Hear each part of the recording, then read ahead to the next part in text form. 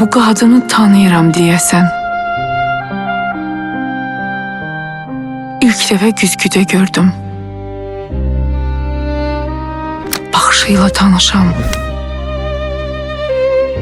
Gülüşüyle tanışam. Çizgileri yad değil. Yad değil təbəssümündə gizlətdiyi kədəri. Gözlərinə hopmuş dərdi. Səsində titrəyən qəhəri. Mən bu qadını tanıyıram deyəsən. Keçdiyi yollar bəlli. Hər cığırda necə büdrüyüb qalxdığı, hər yenilmədən sonra necə ucaldığı.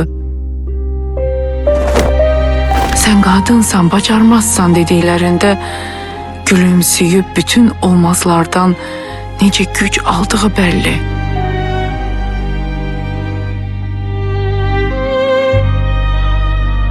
Mən bu qadını tanıyıram.